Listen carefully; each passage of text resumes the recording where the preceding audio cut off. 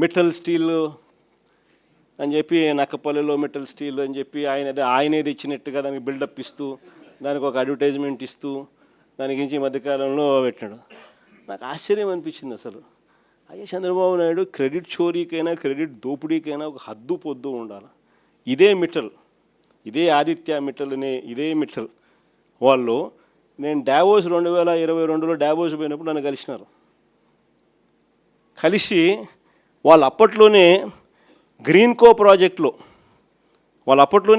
ప్రాజెక్టులో దాదాపుగా 4,800 కోట్ల రూపాయలు కర్నూలులో కడతా ఉన్న పంప్ స్టోరేజ్ ప్రాజెక్టులో భాగం తీసుకొని గ్రీన్కోలో 4,800 కోట్ల రూపాయలు పెట్టుబడులు పెట్టడానికి ఆ రోజుల్లో డావోస్లో అప్పుడే నా సమక్షంలోనే అవగాహన కుదురుంది. అది కాక అప్పట్లోనే ఎస్ఆర్ స్టీల్ వీళ్ళు కొనుగోలు చేసి దాంట్లో ఎక్స్పాన్షన్ కూడా పోతూ 1,000 కోట్ల రూపాయలు పెట్టుబడి పెట్టేదానికి కూడా ఆ రోజే నా సమక్షంలోనే అది కూడా జరిగింది. ఇది కాక వీళ్ళను కొత్త స్టీల్ ప్లాంట్ పెట్టడానికి అడుగులు ముందుకు వేయండి అని చెప్పి ఆహ్వానించింది నేను.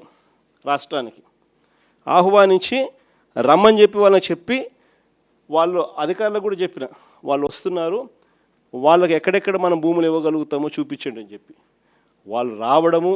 మన అధికారులు ఫస్ట్ కాకినాడ SCZలో భూములు చూపించినారు, తర్వాత మూలపేటలో వీళ్ళు రావడానికి భూములు చూపించారు, తర్వాత నక్కపల్లిలో మన హయాంలోనే వీళ్ళకి భూములు చూపించినారు. చూపించిన తర్వాత నక్కపల్లిలో వీళ్ళు ఎన్నికలకు మునిపే రావడము, నక్కపల్లిలో భూములు కూడా చూసుకోవడము, భూములు వాళ్ళకు నచ్చడము, అక్కడ ఆల్రెడీ అప్పటికే APIC భూములు మన దగ్గర ఉన్నాయి. ఆ భూముల్లో నుంచి వీళ్ళకి 2,200 ఎకరాలు మనం అప్పటికే సూత్రప్రాయంగా వీళ్ళకి ఇవ్వడం కూడా జరిగింది.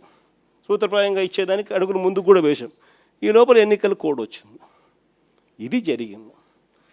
ఇక్కడ చూస్తే ఎన్నికలు అయిపోయిన తర్వాత చంద్రబాబు నాయుడు గారు మనం అంత దూరం తీసుకొచ్చిన ప్రక్రియను ముందుకు తీసుకుపోయినాడు. అంతే ఈయన చేసింది. ఓ జూమ్ కాల్ పెట్టుకున్నాడు, మాట్లాడినాడు, అంతే. ఇప్పుడు చూస్తే పేపర్ చూస్తే ఏమనిపిస్తుంది, అసలు మిట్టల్ అనేవాడు చంద్రబాబు నాయుడు సుందర ముఖార విందాన్ని చూసి వచ్చినట్టుగా బిల్డప్.